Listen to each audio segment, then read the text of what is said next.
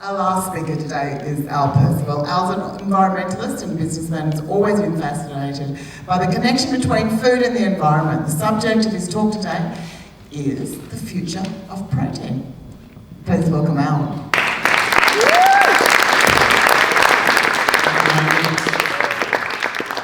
Thank you, everyone. When I was 14 years old, I borrowed my brother's TV so I could watch a late-night film while in bed in my bedroom. A film that I knew my parents would not want me to watch. It got me thinking, actually no, it wasn't porn. The film I was tuning into was called The Animals Film, and it is a very, very hard-hitting, brutal look at our relationship with other animal species. Looking at medical, pharmaceutical, use of animals in pharmaceuticals, the pet industry, but most brutally of all, the factory farming industry. This film affected me very deeply and personally, so much so that I actually went down to breakfast the next morning and told my parents that from that moment forward, I was a vegetarian. My father was a cattle farmer.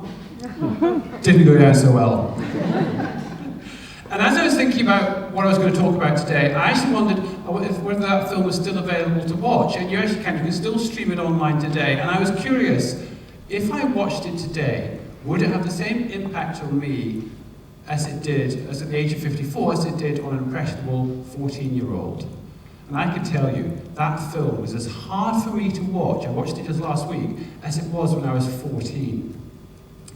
And while it's true that a lot of stuff portrayed in that film has improved, some of the practices in farming have improved, the overall impact of animal agriculture on our planet is now greater than it has ever been in history.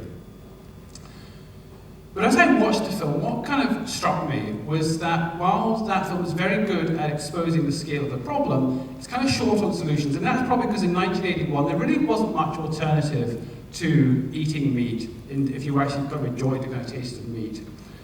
But here we are, 40 years later, and we are now on the cusp of a revolution that could totally change how we produce the protein that we eat. Now, I just want to ask the audience a couple of questions, if I may. Could you just put your hand up if you're a meat eater, either on an occasional or regular basis? Okay, so probably about 60%, 70% of you. Now, these questions are just to the meat eaters. So let's suppose you're in the store and you're looking for something, you've got the barbecue on the weekend, you're looking for something to put on the grill, and you see something in the shop and it says kind of plant-based burger patties. And they look pretty good, maybe you've heard good things about them from your friends. How many of you meat eaters might actually buy those instead of eating meat? Okay, probably maybe a third of the meat eaters. All right, next question to the meat eaters. Again, you're in the shop. This time you're shopping for chicken breasts, and maybe you're going to stir fry that night.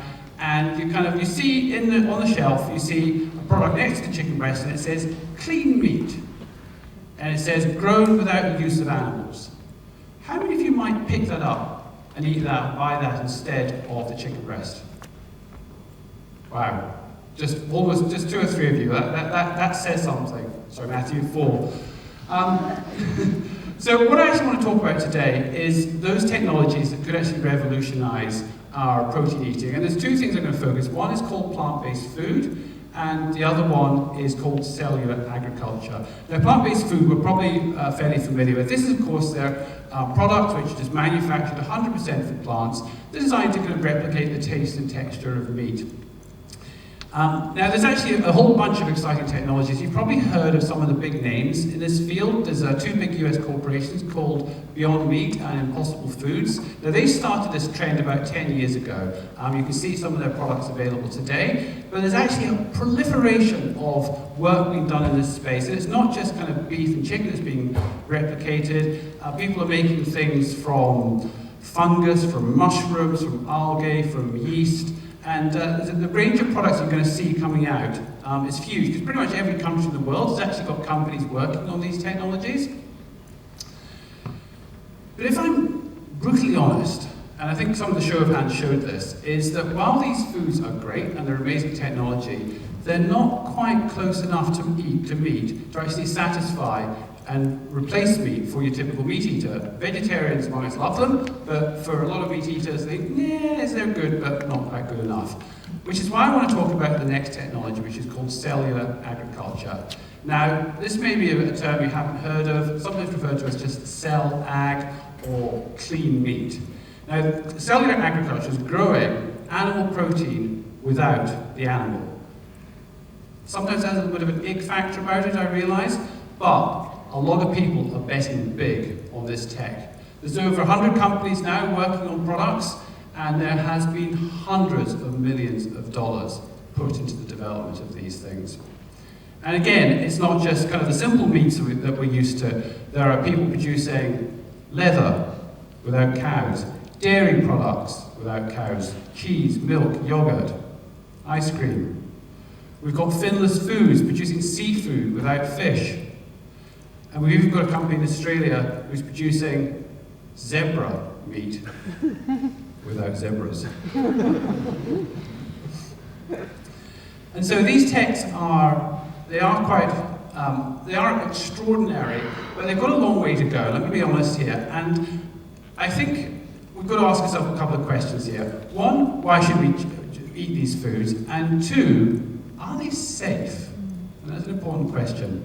So why should we eat them? Well, firstly, I think the ethical case here is actually really, really clear. So if we look at our burger, our typical beef burger, now, to produce this burger takes about 17,000 litres of water. It takes several kilograms of food to produce a 100-gram burger. It takes an area of land about the size I'm standing on. That's just one burger. Multiply that by the millions and millions of burgers that are consumed every day, and you kind of imagine the land area that's being used to produce the meat that we eat every day. Now, for a plant-based burger, those numbers are a minuscule fraction. It takes a 20th of the land, a 20th of the water, and less than a 10th of the greenhouse gas emissions to produce the plant-based version of the same product. But for me personally, what really excites me about this technology, what really I think gives us a massive opportunity, is that all that land that we're using for meat production, we could turn that back into wildlife, and we could rewild it, we could return the biodiversity back to our seas. We could, instead of turning on the news and hearing about how many millions of acres of rainforest have been destroyed, imagine turning it on and hearing about how much land has actually been returned back into forest.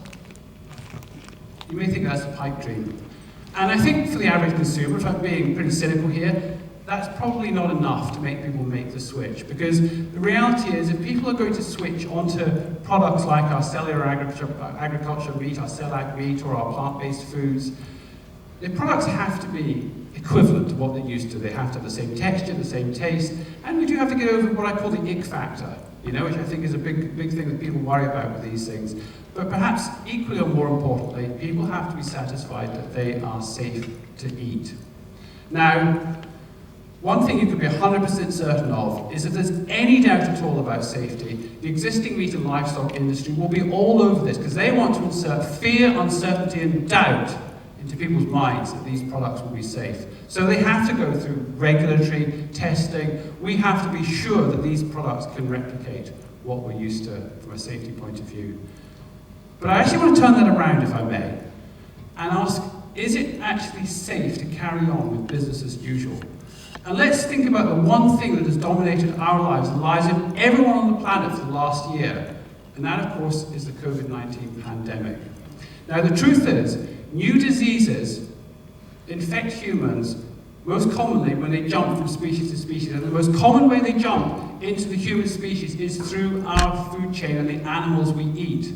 COVID-19, to the best of my knowledge, came from pangolins being traded for food in the wet markets of Wuhan. The 1917 Spanish flu pandemic most likely came from pigs. Ebola comes from the consumption of bushmeat in Africa. Now, I can't promise that if we eliminate animals from our food chain, that we'll never have another pandemic. But I sure as hell can promise you the chances of it happening again are much lower. I just want to kind of wrap this up by taking this back full circle to where we started. Remember that that naive 14-year-old who announced he was becoming vegetarian. Now, I look back on that, and obviously it was a symbolic gesture, a little more than that. But 3 years ago, I actually started my own company producing exclusively vegan food. And a couple of months ago, we launched a new product, a plant-based burger patty called the Byron Bay Burger. You can actually buy it in cafes and restaurants in this area. I'm not here to sell it to you, but I do actually want to quote a good friend of mine and a committed vegan who, when she tasted it, she came up with a rather profound comment, which I'm just going to read out to you, excuse me. It's quite long, so I wrote it down.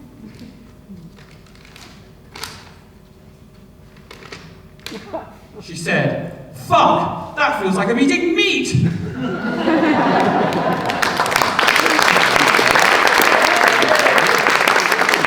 Because here's the truth. If this revolution is going to succeed, we need billions and billions of people to express the same sentiment that you did. It's going to be a hell of a journey, but I think we can do it. Thank you very much.